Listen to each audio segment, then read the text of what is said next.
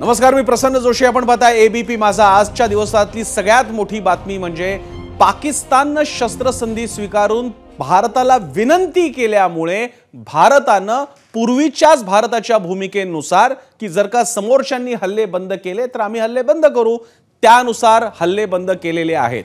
मी आता जे म्हणालो ते हवं तर परत एकदा ऐका. अमेरिकेच्या मध्यस्थीमुळे नाही तर पाकिस्तानला अमेरिकेने सांगितलं, म्हणून पाकिस्तानने भारताला विनंती केली. आज 5:30 ला पाकिस्तानच्याकडून फोन आला होता आणि यानंतर त्याला आपण प्रतिसाद दिलेला आहे.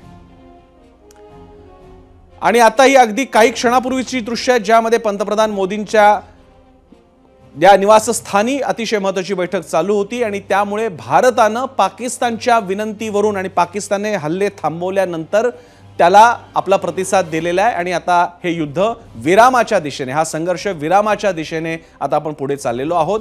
या 4 दिवसात भारतानं काय कमावलं? सगळ्यात पहिली गोष्ट, भारतानं दाखवून दिलं की आमची 26 माणसं ही तुमच्या अख्ख्या एअरफोर्स वायुदलाच्या आणि तुमच्या सैनिकांच्या जीवना इतकी महत्त्वाची आहेत. आणि भारतानं पाकिस्तानचे महत्त्वाचे बेस नष्ट केले होते. आता सुद्धा पाकिस्तान वठणीवर आलं कारण त्यांच्या स्ट्रॅटेजिक असेटवरती भारताचे हल्ले प्रचंड वाढू लागले होते. 500 ड्रोन निकामी केले. ते एक मोठं क्षेपणास्त्र इराणचं त्यांनी घेतलं होतं, ते वाया गेलं. असं सगळं नुकसान होत असताना पाकिस्तानची छितू होत होती आणि त्यामुळे त्यांना एक एस्केप रूट हवा होता. भारताला काय मिळालं या ऑपरेशन सिंदूरमधून? भारताने आपल्या सैनिकांचा आणि आपल्या सगळ्या नागरिकांचा आत्मसन्मान जगाच्या पातळीवर दाखवून दिला. भारतानं आणखी एक गोष्ट मिळवली, ती म्हणजे भारतानं या निमित्तानं यापुढे पाकिस्तान आणि दहशतवादी या दोन गोष्टी आम्ही वेगळ्या मानणार नाहीत. जर का पाकिस्तानच्या भूमीवरून किंवा पाकिस्तान पुरस्कृत असा हल्ला झाला तर आम्ही तो थेट देशावरचा हल्ला मानू आणि आम्ही पाकिस्तानवरती रिटॅलिएट करू, आम्ही त्याला प्रत्युत्तर देऊ, असं जाहीर केलंय. अशी अनेक उपलब्धता आपल्याला मिळालेल्या आहेत आणि त्यातून काही विशेष सांगायचं झालं तर या 4 दिवसात भारताला पाकिस्तानची तयारी कशी आहे ते लक्षात आलं. भारताकडे ज्या सोफिस्टिकेटेड वेपनरीज आणि आपली शस्त्रास्त्र आहेत ते प्रत्यक्ष, शेवटी त्याचे कितीही चाचण्या घ्या, युद्धभूमीवर चाचणीशिवाय त्याला पर्याय नसतो. या निमित्तानं आपल्याला आपली क्षमता सुद्धा पडताळून बघता आली, आपल्या विरोधकाची, शत्रूची सुद्धा क्षमता पाहता आली आणि आपल्याला उत्तर देता आलं. अशा अनेक उपलब्धता या आपल्याला सिंदूर ऑपरेशनमधून कळायला मिळत आहेत. वस्तुतः सिंदूर ऑपरेशन राबवावं लागणं हे वाईट आहे कारण आपली माणसं त्याच्यामध्ये आपण गमावली होती पहलगाममध्ये. मात्र असं असून सुद्धा वाईटात चांगलं शोधायचं झालं तर या सिंदूर ऑपरेशनने भारताला अनेक गोष्टी देव केल्या आणि आता त्यामुळे आपल्याला या पुढची वाट आपल्याला बघावी लागेल. कारण जसं म्हटलं जातं की तुम्हाला मित्र निवडता येतो पण शेजारी निवडता येत नाही आणि पाकिस्तान हा आपला शेजारी हे एक आपल्याला स्वीकारावं लागेल. कितीही आपली इच्छा असली की तो नष्ट व्हावा किंवा त्याची 4 शकलं व्हावी, ती व्हायची तेव्हा होतील किंवा पीओके आपलं व्हावं, पण हे सगळे फार दीर्घकालीन योजनांचे भाग आहेत. आणि म्हणून सध्या आपण या शस्त्रसंधीचे अर्थ शोधणार आहोत. आपण आता सिंदूर ऑपरेशन अजूनही बंद झालेलं नाहीये, जाहीर केलेलं नाहीये सरकारने, त्याचे अर्थ शोधणार आहोत. आणि त्यासाठी आपल्यासोबत मान्यवर आहेत. आपल्यासोबत असतील ग्रुप कॅप्टन प्रवीर पुरोहित आणि लेफ्टनंट कर्नल सतीश ढगे. तसेच मला दिसत आहेत पुण्याहून आपल्यासोबत आहेत विजय खरे, जे संरक्षण आणि सामरिक तज्ज्ञ आहेत. डॉक्टर विजय खरे, तिघांचेही स्वागत. मी पहिल्यांदा ग्रुप कॅप्टन प्रवीर पुरोहितांपासून सुरुवात करेन. पुरोहित सर, सगळ्यात आधी मी आपल्या तिघांना एक समान प्रश्न विचारणार आहे की या शस्त्रसंधीचं टायमिंग, त्याच्यातला अमेरिकेचा रोल, पाकिस्तानने आता ही शस्त्रसंधी स्वीकारणं, यावरती तुमचा टेक अवे काय आहे? तुमची एक पहिली बेसिक कमेंट. पुरोहितजी. नमस्कार. आणि सर्वप्रथम मला आपल्या भारतीय वायुसेना, थलसेना आणि नौसेनाच्या वीर योद्धा आणि वीरांगणा यांना माझा सलाम. कारण त्यांनी दाखवून दिलं आहे की हा देश किती सक्षम आहे, किती स्ट्रॉंग आहे आणि कुठलीही परिस्थिती आली तरी कसं तोंड देऊ शकतो आणि त्याच्यातनं विजयी होऊ शकतो. आता कमिंग टू युअर क्वेश्चन, तुमच्या प्रश्नासाठी असं आहे की अमेरिकेचा रोल आहे हे आता थोडंसं आपल्याला दिसून येते. आणि जसं मी काल सुद्धा म्हटलं होतं की आपले परराष्ट्र मंत्री मार्को रुबियो यांच्याशी चर्चेत होते, परत त्यांची चर्चा झाली, डिफरंट लेवल्सला हे चालू होतं आणि काही ना काही डिप्लोमॅटिक मूव्ह झाले असणारच आहेत बिटवीन अमेरिका, इंडिया आणि पाकिस्तान. आणि पाकिस्तानवर थोडं का होईना अमेरिकेने काहीतरी बुद्धी देण्याचा प्रयत्न केला असावा असं मला वाटतं. बरं. दुसरी गोष्ट, पाकिस्तान ह्या सीज फायरला का तयार झालं आणि का त्यांच्या डीजीएमओनी आपल्या डीजीएमओना आज 3:35 फोन केला, याचं एक कारण असं आणि महत्वाचं कारण असं आहे की आपण त्यांच्यावर जे काही डॅमेज केलेले त्यांच्या इन्फ्रास्ट्रक्चर म्हणजे टेररिस्ट इन्फ्रास्ट्रक्चर, नंतर जिथून मिलिटरी ऑपरेशन्स लॉन्च झाले होते त्या मिलिटरी इन्फ्रास्ट्रक्चरला सुद्धा आपण इतका डॅमेज पोहोचवलाय की पाकिस्तान वॉज इनडिफेन्सिबल. असं झाल्यामुळे पाकिस्तानला दुसरं काहीही पर्याय नव्हता पण to come to the negotiating table, ask for a cease फायरची विनंती करून ती सीज फायर आपण त्यानंतर सीज फायर आता झालेले आज संध्याकाळी 5 वाजल्यापासून.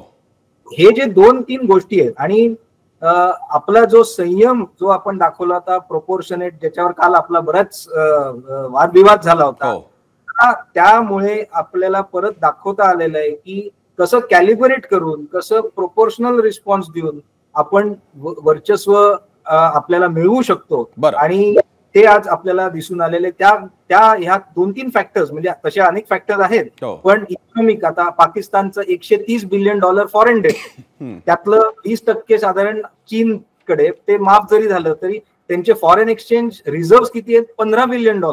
त्यांच्याकडे 2-3 महिन्याच्या इम्पोर्ट्सच्या शिवाय त्यांच्याकडे पैसेच नाहीयेत. सो हे त्यांना गोष्टी आधीच माहिती पाहिजे होत्या, त्या त्यांना नाही माहिती झाल्या. आता आपण दाखवलेले की अजून किती त्यांना आपण मागे टाकलेले, आणि या सगळ्यामुळे they have been forced to ask for a cease fire. मी हाच प्रश्न घेऊन मी आता लेफ्टनंट कर्नल सतीश ढगेंकडे सुद्धा जाईन. ढगेजी, पुन्हा एक बेसिक प्रश्न, या शस्त्रसंधीकडे, त्याच्या टायमिंगकडे, पाकिस्तानच्या रिस्पॉन्सकडे आपण कसं पाहता? यातले काय तुम्ही चेक्स म्हणजे तुम्ही काय हाती आलं, काय आणखी करू शकतो, काय सांगाल?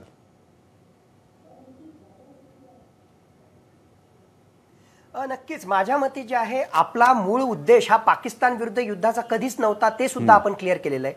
मूळ आपला उद्दिष्ट जो आहे तो दहशतवादाच्या लढाईचा आहे, आणि या दहशतवादाविरुद्धच्या लढाईमधला एक टप्पा आपण जो आहे टेररिस्ट हाईडआउट बस्ट करून त्या ठिकाणी केलेला आहे. आणि पाकिस्तान ज्या प्रकारे रिटॅलिएट करत होता त्याला फक्त आपण रिस्पॉन्ड करत होतो. आणि आता पाकिस्ताननं जर आपल्यासोबत जे आहे रिटॅलिएट करणं त्या ठिकाणी थांबवलं, तर आम्ही सुद्धा जे आहे त्यांच्यासोबत रिटॅलिएट करणं त्या ठिकाणी थांबवणार. पण यामध्ये दहशतवादाविरुद्धचा लढा कुठेही बंद झालेला नाही. मी याला पूर्ण विराम म्हणतच नाही. शस्त्रसंधी म्हणजे जे आहे दहशतवादाविरुद्धच्या लढाईमधला हा एक स्वल्प विराम आहे, आणि या स्वल्प विरामाच्या माध्यमातून फक्त पाकिस्तानकडून जे रिटॅलिएशन होतंय ते पाकिस्ताननं थांबवलं, आणि ते जे आहे आपण सुद्धा थांबवणार आहोत. सगळ्यात कळीचा मुद्दा याच्यात हे आहे की भारत जो आहे नक्कीच ऍडव्हान्टेजियस पोझिशनमध्ये होता.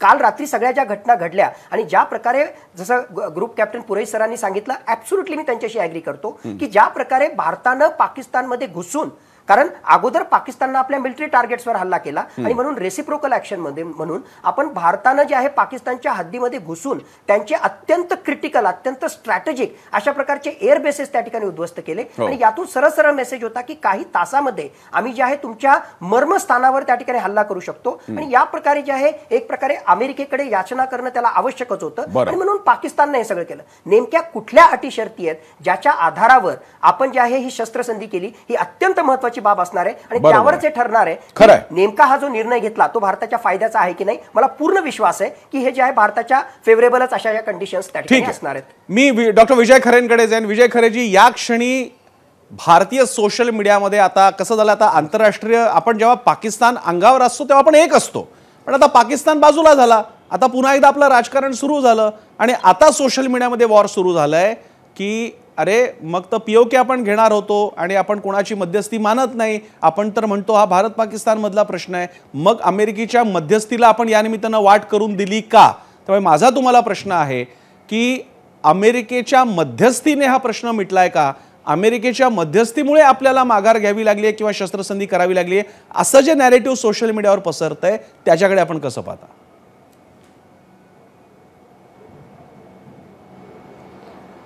प्रसन्नजी, कालच मी तुम्हाला म्हटलं होतं की काल मॉस्कोमध्ये चीनचे राष्ट्राध्यक्ष आणि रशियाचे राष्ट्राध्यक्ष आणि इतर 23 देशांच्या राष्ट्राध्यक्षांची एक बैठक झाली, आणि त्यामध्ये दोन्ही देशांनी, विशेषतः पुतीन आणि चीनचे राष्ट्राध्यक्ष यांची जी मीटिंग झाली, याच्यामध्ये जी चर्चा बाहेर ऑफिशियली जरी आली नसली तरी चीनचे जे स्ट्रॅटेजिक इंटरेस्ट पाकिस्तानमध्ये होते, शेवटी चीनची भूमिका अशी आहे की त्यांची जे इन्व्हेस्टमेंट आहे त्या इन्व्हेस्टमेंटला नॉन स्टेट ऍक्टरद्वारे भविष्यात कुठला धोका होऊ नये याची काळजी घेऊन चीनने त्या ठिकाणी इंटरव्हेन्शन केलेलं आहे. दुसरीकडे अमेरिकेने सुरुवातीपासूनच सुरक्षा मंडळासह इतर ठिकाणी हा प्रश्न पाकिस्तानच्या बाजूने पाकिस्तानच्या लंबक त्या बाजूने जाणार नाही यासाठी काळजी घेतलेली होती. आणि तिसरीकडे आपण ऑपरेशन 1, 2, 3 जे म्हणतो त्याच्यामध्ये आपण एक आपली ऍक्ट ऑफ वॉर नसून ऍक्ट अगेन्स्ट टेररिझम असा एक मेसेज जागतिक पटलावर दिला होता. आता हे निश्चित आहे की ज्यावेळेस 22 निरपराध लोकांची दहशतवाद्यांनी हत्या केल्यानंतर सर्व 140 कोटी जनता जी आहे ती भावनात्मक आणि सर्व एकसंघ होऊन पाक ऑक्युपाईड काश्मीर जो आहे तो भारतात विलीन व्हावा यासाठी आता भारताने कारवाई करावी आणि त्या पद्धतीने मोबिलायझेशन झालेलंही आपल्याला पाहावयास मिळतं. परंतु काल अजून एक धक्कादायक गोष्ट जी झाली त्याच्याविषयी चर्चा झालेली नाही की जे वर्ल्ड बँकने 2024चं त्यांचं पाकिस्तानचं जे प्रपोजल होतं $1.7 बिलियन मागणी पाकिस्तानने IMF कडे केली होती. आता त्याच्यापैकी जो टायमिंग त्यांनी साध्य केला की कालच त्यांनी $1 बिलियन आर्थिक मदत देऊ केल्यामुळे पाकिस्तानचे जे बाकीचे मूलभूत प्रश्न आहेत त्या मूलभूत प्रश्नाकडे लक्ष देता येईल आणि ते कंडिशन ऍक्सेप्ट करून मग आज ट्रम्प प्रशासनाने त्या ठिकाणी ते डिक्लेअर केलेले की आता ही शस्त्रसंधी झाली.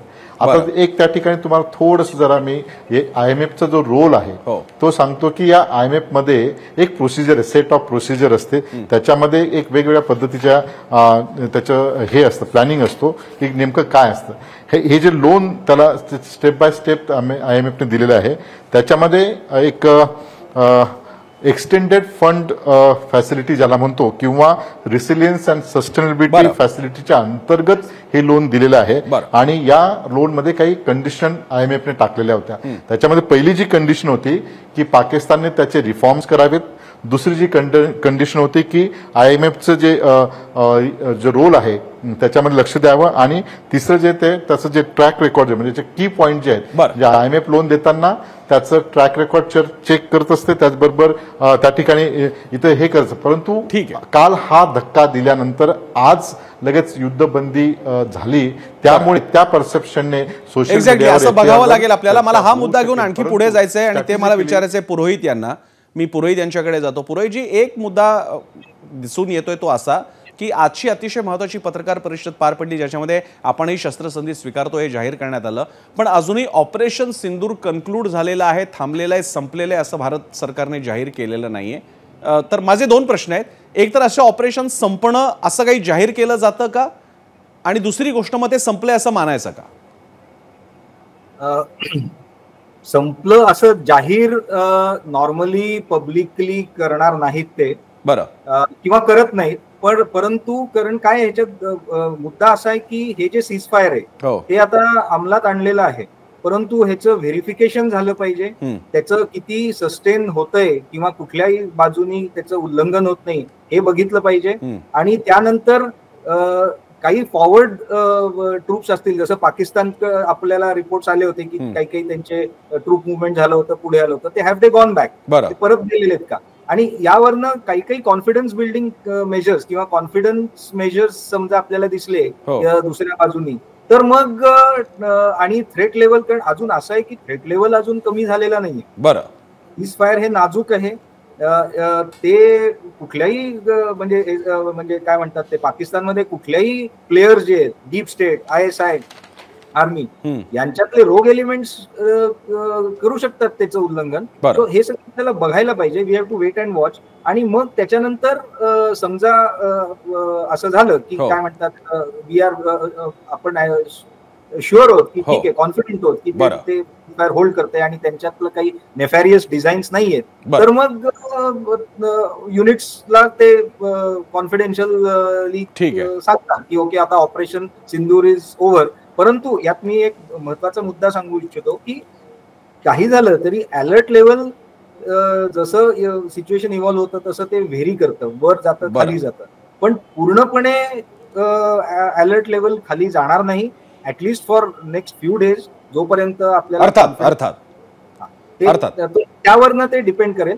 आणि समजा आपले मिशन ऑब्जेक्टिव्ह झाले असले आणि त्याच्यात आता कारण काय हे बरंच डिप्लोमॅटिक चॅनल्सवर, बॅक चॅनल्सवर बरंच काही गोष्टी चालू असतात, त्या आपल्याला सगळ्या कळत नाहीत आणि त्या म्हणजे ठराविक वेळेलाच ते रिव्हील करतात. सो त्यामुळे मला असं वाटत नाही की अलर्ट लेवल, म्हणजे मी I put it this way की अलर्ट लेवल तरी कमी होणार नाही इतक्यात, आणि तो होऊ नये, कारण आपल्याला we have to be very sure Pakistan हे सीज फायरचं पालन करतोय की नाही, आणि त्याच्यानंतर मग पुढच्या स्टेप्स घेण्यात येतील. ठीक आहे. मी लेफ्टनंट कर्नल सतीश ढगेंकडे आणखी एक पुढचा मुद्दा घेऊन जाईन. ढगेजी, एक अशीही चर्चा आहे, म्हणजे मी काही थिंक टँक्सचे न्यूज लेटर्स बघतो किंवा त्यांचे ट्विटर हँडल फॉलो करतोय, त्यांच्यात असं म्हणणं आहे की या मधल्या काळात पाकिस्तानला काही फार हौस होती अशातला भाग नाही, त्यांना होतीच काहीतरी काय आपण करामती करत बसाव्यात, पण भारतीय वायुदलानं ज्या पद्धतीनं पाकिस्तानच्या स्ट्रॅटेजिक असेट्सना अक्रॉस द बॉर्डर जे काही फोडून काढलेलं आहे, त्यामुळे ते डिफेन्सलेस परिस्थितीमध्ये, म्हणजे मिलिटरीच्या अर्थानं विचार करायचा झाला तर ते स्टोनेजमध्ये गेले होते, कारण त्यांची विमानं उडू शकत नव्हती, त्यांचा ड्रोन बेस नव्हता, त्यांच्या लष्कराला असेंबल करायला त्यांच्या कम्युनिकेशन लाईन्स आणि या सगळ्यावरती एवढे हल्ले चालले होते, आणि त्यामुळे पाकिस्तानला कोणीतरी आम्हाला आता वाचवा, आणि मग ट्रम्प यांनी त्यांना तो एक एस्केप रूट दिला, ज्याच्यामध्ये त्यांना ठीक आहे आम्ही शस्त्रसंधी करतो असा एक काय म्हणू त्याला मानभावेपणा दाखवता आला. सो याबद्दल तुम्ही काय सांगाल की हे आपलं जे आपण जे नुकसान पाकिस्तानचं केलेलं ते त्यांना फार, ज्याला आपण म्हणतात हिट द बुल्स आहे, त्या लेवलला गेलंय?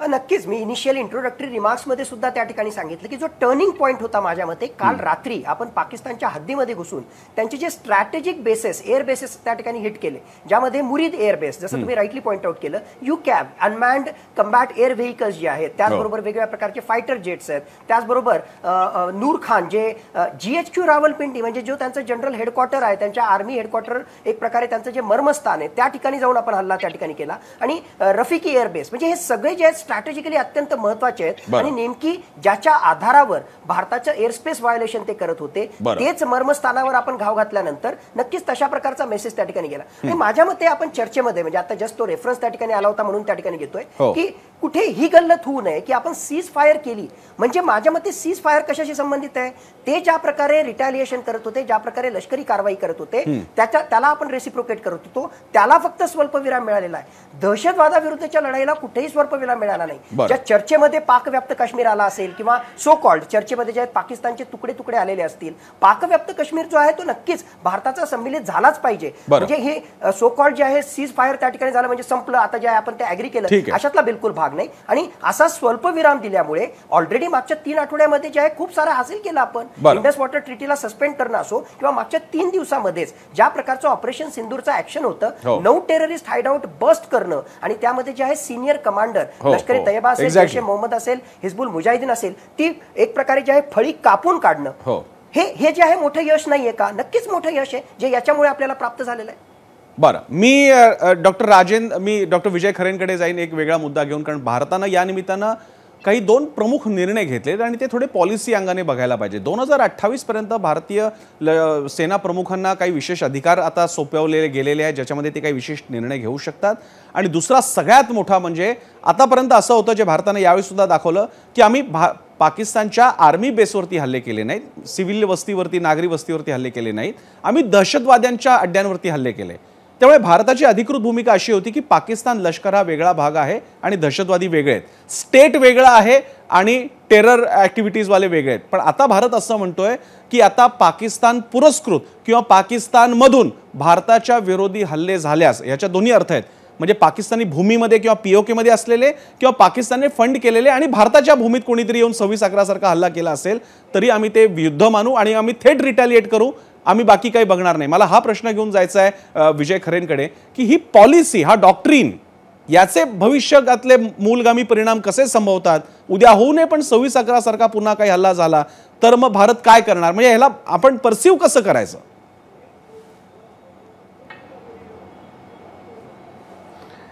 प्रसन्नजी, कॅबिनेट कमिटी ऑन सिक्युरिटी ही हायेस्ट बॉडी आहे डिफेन्स रिलेटेड इश्यूवर. एकदा कॅबिनेट कमिटी ऑन सिक्युरिटीने जर ठरवलं की संपूर्ण अधिकार हे आर्मी, नेव्ही, एअरफोर्सच्या आणि CDS यांना दिलेत असं जर त्यांना एक ब्लँकेट चेक दिला, समजा त्यांना एक सांगितलं की तुम्ही ह्या पद्धतीने, तर त्या धोरणानुसार दहशतवादासह इतर जे काही कारवाई आहेत किंवा आपले बॉर्डर सिक्युअर करण्यासाठी जे जे शक्य आहे ते स्ट्रॅटेजिक पॉलिसी पॉईंट ऑफने आपले डिसिजन मेकर पॉलिसी हे जे आहे ते निर्णय घेतात आणि पुढील काळात घेतील. या ठिकाणी सर्वात महत्त्वाचं जे आहे की जो पहिल्यांदा 22 एप्रिलला जो हल्ला झाल्यानंतर असं दिसत होतं की हे टेररिझम हा स्पॉन्सर पाकिस्तान आर्मीद्वारे केलेला आहे आणि म्हणून पाकिस्तानच्या आर्मीचे जे जे कोणी म्होरके आहेत त्यांना धडा शिकवणं हे फार गरजेचं, ही भावना भारतीय समाजामध्ये होती आणि म्हणून त्या पद्धतीने भारताने त्या पद्धतीचे ऑपरेशन लॉन्च केले. आता या ठिकाणी खऱ्या अर्थाने म्हणजे ही खूप चांगली सुवर्ण संधी होती की इंटरनॅशनल परसेप्शन जे आहे ते संपूर्ण भारतीय सशस्त्र दलासोबत होती, भारतीय सरकारसोबत होते, त्याचबरोबर संपूर्ण विरोधी पक्षासह आणि इतर जे सपोर्ट होता. आता या ठिकाणी जे आपण 3 पद्धतीने आपण त्या पाकिस्तानला नामोहरम केलेलं आहे, एक डिप्लोमॅटिक पद्धतीने, एक इकॉनॉमिक पद्धतीने आणि एक स्ट्रॅटेजिक पद्धतीने. तिन्ही याच्यावर विजय आपण निश्चित मिळवलेला, यात काही कुठलीही शंका नाही. परंतु एक सामान्य भारतीय म्हणून यांना एक जे आहे की पाक ऑक्युपाईड काश्मीर आमचा आहे, तो आम्हाला मिळायला पाहिजे, ही जी भावना होती ती भावना मात्र लोकांमध्ये राहणार आहे. परंतु स्ट्रॅटेजिकली जे म्हणायचं म्हटलं की कुठलीही म्हणजे इस्केलेशन न होता याच्यात एक सर्वात महत्वाचं की इथून पुढच्या कालखंडामध्ये जगभर जे आता थोडेफार युद्ध होतील, जे कन्फ्लिक्ट होतील, जेव्हा low intensity conflict mid intensity convert होईल, त्या ठिकाणी रोल ऑफ अनमॅन व्हेकल किंवा ज्याला काय म्हणतो त्याला आपण याचं अनमॅन व्हेकल ज्याला म्हणतो त्याचं एक टेक्नॉलॉजी रिव्होल्युशन पाहावयास मिळेल आणि सर्व जे युद्ध जे आहे ते युद्धाची पार्श्वभूमी किंवा स्ट्रॅटेजिक कॅल्क्युलस त्या दिशेकडे आता जाणार आहे. बरं, मी पुरोहितांकडे एक वेगळाच प्रश्न विचारतो, हा त्यांना कदाचित थोडा नाही वाटेल पण आमच्यासाठी ते खरंच रोचक आहे सर्वसामान्यांसाठी. पुरोहितजी, जेव्हा पाकिस्तानच्या डीजीएमओने भारताला फोन केला असेल किंवा तिकडच्या जो कुठला काउंटर पार्ट आहे त्याने भारताला फोन केला असेल, मला हे समजून घ्यायचं आहे की इतकी नाचक्की झाल्यानंतर तुमची छिथू झालेली आहे, तुम्ही पहलगामच्या हत्येचे आरोपी आहात आणि भारताने तुम्हाला फोडून काढलेलं आहे अक्रॉस बॉर्डर सगळ्या ठिकाणी, त्यावेळी फोनवरती काय बोलला असेल? म्हणजे तो माणूस जेव्हा भारताला फोन केला असेल त्यावेळी तो त्या काउंटर पार्टला कसा बोलत असेल? म्हणजे तो हॅलो हाय आल्याने तर सुरू होणार नाहीये ते, तेव्हा ती कशा प्रकारे बोलणं असेल, काय बोलणं असेल, काही कल्पना देऊ शकाल आम्हाला? बरं, जर तो मी असा अंदाज घेईन की पाकिस्तान डीजीएमओ प्रोफेशनल आहेत, त्यामुळे ते जेव्हा इंडियन डीजीएमओशी फोनवर बोलतील तेव्हा ते त्यांना ग्रीटिंग म्हणजे आपण जसं राम राम सलाम किंवा असं म्हणतो तसं ते ऍटलिस्ट हे 3:35चा कॉल होता, सो गुड आफ्टरनून तरी म्हणाले असतील असं माझा अंदाज आहे. बरं, आणि दॅट इज आईस ब्रेकर आणि दे मस्ट हॅव स्टार्टेड. कारण काही झालं तरी किती जरी एक दुसऱ्यांबद्दल हेट्रेड असला काही असलं तरी अशा वेळा जेव्हा डिप्लोमॅट्स, जेव्हा military officers as a military to military soldier किंवा डिप्लोमॅट टू डिप्लोमॅट भेटतात तेव्हा देर आर बेसिक कटसीज ते पाळतात आणि मला अशी म्हणजे आय कॅन गेस की ते पाळले असतील. बरं, जरूर ते ऑकवर्ड झालं असेल त्यांना, कारण ऑब्व्हियसली त्या ज्या स्थितीमध्ये पाकिस्तान आहे किंवा त्यांची मिलिटरी आहे त्याच्यामुळे ते ऑकवर्ड त्यांना झालं असणार आहे. पण मला वाटतं की त्यांच्या ट्रेनिंगमध्ये हे सुद्धा असेल, कारण दरवेळेला ते ऑकवर्ड पोझिशन मध्ये स्वतःलाच आणतात आणि मग त्यांना बोलावं लागतं आपल्याशी. बरं, नॉट विथस्टँडिंग दॅट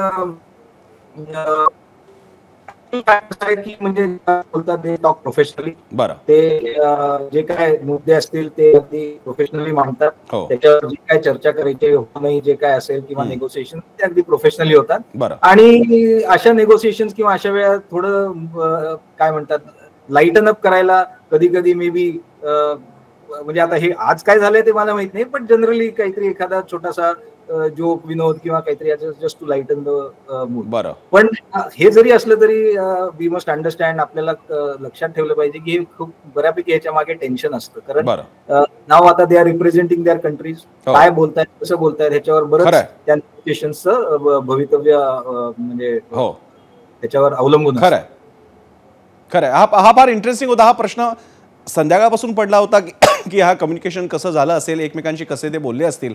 पाकिस्तानचा तो अधिकारी जेव्हा भारताच्या अधिकाऱ्याशी पहिल्यांदा बोलणं सुरू करत असेल की आता थांबवा तुम्ही, आता खूप आमचं सगळं तुम्ही नुकसान केलेलं आहे, आता आमचं लष्कर किमान 10 वर्ष मागे गेलं तर जरा आम्हाला आता सावरू द्या, वेळ द्या, तर ते नेमकं कसं झालं असं ते कधीच कम्युनिकेशन समोर येणार नाही. मी एक प्रश्न जो आपल्या असंख्य लोकांच्या मनातला आहे, जिव्हाळ्याचा आहे की दरवेळी काहीतरी आहे की जे लोकांना वाटतं की यार ही संधी आहे, 26/11 ही एक संधी आहे, कारगिलच्या वेळी सुद्धा संधी होती, 71 पासून असं वाटत होतं की याचा वापर करा आणि POK ताब्यात घ्या, 71च्या नंतर तर 93,000 कैदीच तुमच्याकडे होते, तुम्ही निगोशिएट करू शकला असता असं किमान लोकांना वाटतंय. अनेकांनी तेव्हापासून लिहून आलेले आहेत की हे करता आलं असतं. माझा हा प्रश्न ढगेंना आहे. ढगेची लोकांनाही वाटतं, पण मला कल्पना आहे सामरिक दृष्ट्या त्याचा विचार करणं ही पूर्ण वेगळा स्तर आहे. आणि म्हणून माझा आपल्याला प्रश्न आहे, ही ती वेळ होती का, ऑपरेशन सिंदूर ही ती वेळ, क्षण आणि स्ट्रॅटेजी होती का की ज्यावेळी आपण POK साठी अग्रेशन करायला हवं होतं, आणि नाही केलं तर ते योग्य केलं का?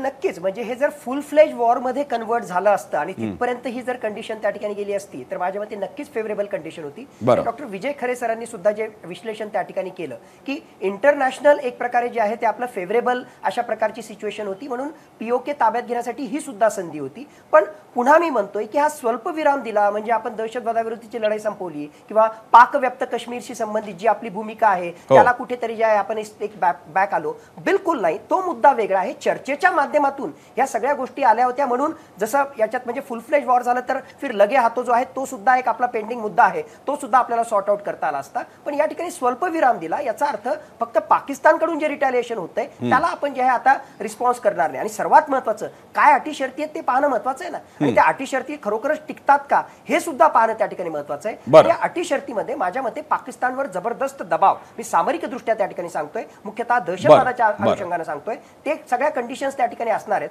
आणि त्या जर फुलफिल होत असतील तर जे आपलं मेन स्ट्रॅटेजिक ऑब्जेक्टिव्ह होतं दहशतवादाचा लढा, त्याच्यामध्ये जे आणखीन 2 पावलं आपण पुढे जाणार आहोत. याचा अर्थ पाकव्याप्त काश्मीरची आपली मागणी जी आहे ती कुठेतरी वीक झाली, ती इल्लीगल होती किंवा ती आपण सोडून दिली असं बिलकुल होत नाही. ही संधी होती का, त्याचा आन्सर यस. अशा खूप साऱ्या संधी आपल्याला अगोदरही होत्या, आजही आहे, आणि माझ्या मते भविष्यामध्ये सुद्धा ही संधी क्रिएट करता येईल. मी विजय खरेंकडे जातो. शेवटची कदाचित 2 मिनिटं माझ्याकडे असेल. विजय खरेजी, अटल बिहारींच्या काळात पंतप्रधान ते असताना असं म्हटलं जातं की असा एक विचार प्रवाह होता की एकदाचा भारत पाकिस्तानमधला हा काश्मीरचा प्रश्न सोडवण्यासाठी आहेत त्या बॉर्डर सकट त्याच इंटरनॅशनल बॉर्डर मानून एकदाचा भारत पाकिस्तानमध्ये हा आता एक समझोता व्हावा आणि तेरा भी वतन मेरा भी वतन आणि सगळ्यांनी आता शांतपणे व्हावं, असा एक पर्यायाचा विचार गांभीर्यानं होत होता असं म्हटलं जातं.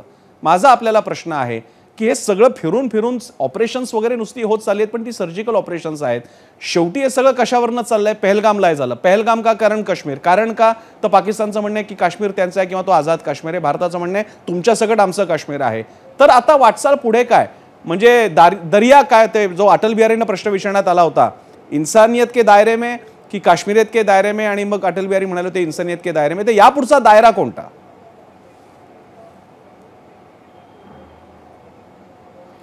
मला असं वाटतं की हे आपण जे बोलतो म्हणजे जे सामरिक सध्याचं जिओ पॉलिटिक्स आणि सिक्युरिटी एन्व्हायरमेंट आहे याच्यामध्ये चीन आणि अमेरिका यांचा जे इंटरेस्ट दक्षिण आशियामध्ये विशेषतः भारत पाकिस्तान यांच्यामध्ये आहे यांच्यावर सर्व डिपेंडेंट आहे. म्हणजे तुम्हाला स्ट्रॅटेजिकली जर हे करायचं असेल तर तुम्हाला अमेरिकेला द्यायचा आहे, चायनाला त्याचा वापर भारतावरून एक बास्केटबॉल म्हणून जसं थम्पिंग बॉल म्हणून त्याला करून काउंटर चायनाला करायचं आहे. चायनाला 21st सेंचुरीमध्ये आपलं 100 years ऑफ ह्युमिलेशन जी आहे त्याचा बदला घेऊन एक जागतिक पटलावर एक महाशक्ती उदयास यायची म्हणून त्याला भारतासह इतर देशांना अंकित करायचं आहे. म्हणजे हे जे स्ट्रॅटेजिक इंटरेस्ट असल्यामुळे भारत पाकिस्तान सारखे हे जे प्रश्न आहेत हे प्रश्न हे तशाच पद्धतीने राहतील, हे सुटणार नाही. असं एक डायमेन्शन, असं एक स्ट्रॅटेजिक पॉलिसी वेस्टर्न आणि प्रगत देशांकडे होत असते. आता खरा प्रश्न आहे लोकांवर विश्वास, म्हणजे दोन्ही देश की जो देश एकच, जसं युक्रेन रशिया एकच पार्ट सोव्हिएत संघाचा, जसं आपण 47 पूर्वी होतो.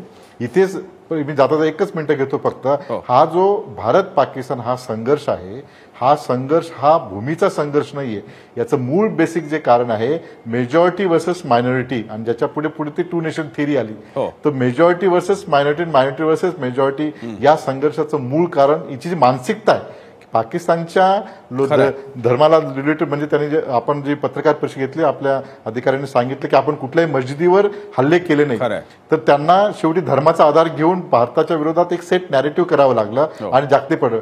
हा जो प्रश्न आहे, मूळ प्रश्न की तिथल्या मेजॉरिटी मायनॉरिटी जे मुस्लिम जे म्हणून देश आले एक टू नेशन थेरीमध्ये, त्यांना असं सातत्याने वाटतं की आम्ही एकेकाळी इथले राज्यकर्ते होतो आणि इथले जे बहुसंख्याक त्यांना असं वाटतं की आपण बहुसंख्याक असून अल्पसंख्याक यांच्या आधिपत्याखाली होतो. या संघर्षाचं हे मूळ कारण. हे जोपर्यंत ट्रॅक टू डिप्लोमॅसी आणि नंतर स्ट्रॅटेजिक अलायन्स कोऑपरेशन नंतर एक नव्या जनरेशनला नव्या पद्धतीने मांडणी करत नाही, यांच्यामध्ये समन्वय होत नाही, तोपर्यंत तुम्ही इंटरनॅशनल एलओसीचे कन्वर्ट किंवा इंटरनॅशनल बॉर्डर आहे ते तसे जरी केल्यात. कल्पना आहे म्हणजे खरं सर तुम्ही म्हणताय ते बरोबर आहे. तुम्ही जे अगदी थोडक्यात विवेचन केलंय त्याच्यात सुद्धा हे लक्षात येत आहे की हे प्रश्न एखाद दुसऱ्या चर्चेमध्ये किंवा एखाद दुसऱ्या मोठ्या ऑपरेशन्सने सुद्धा सुटणारे नाहीयेत, पण तरी सुद्धा काहीतरी निमित्त होईल आणि याही गोष्टींचे मार्ग निघतील. आणि आता बदललेल्या काळाच्या या जगामध्ये डायमेन्शन्सच बदललेत, आयाम बदललेले आहेत.